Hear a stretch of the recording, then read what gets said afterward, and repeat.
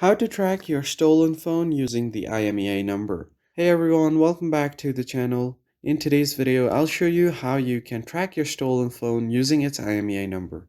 If you find this video helpful, don't forget to like and hit the subscribe button down below and hit the bell icon for more videos like this. So the step one is you have to find your IMEI number. Your IMEI or International Mobile Equipment Identity is a unique code assigned to your phone.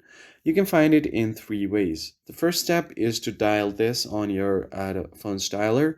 So press *06 and then hash *#06 and then hash again and call it. So you will find your IMEI number from here. Tap on OK. This is the first method. The second method is to actually check your phone's box or receipt. Your IMEI number is usually on the phone's box. And if you have lost access to your box, then you can also check your phone.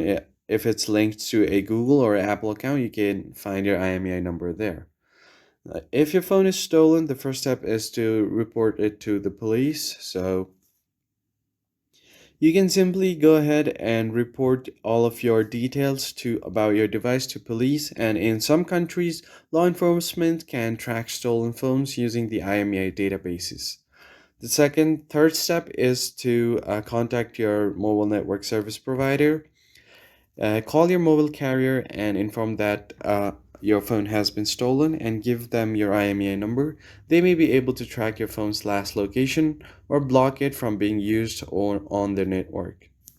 And step 4 is to use tracking apps. If you had tracking apps enabled, such as Find My Device on Google and Find My iPhone if you're on iOS, log into your account on another device to locate your phone. You can also remotely lock or erase your data to protect your personal information.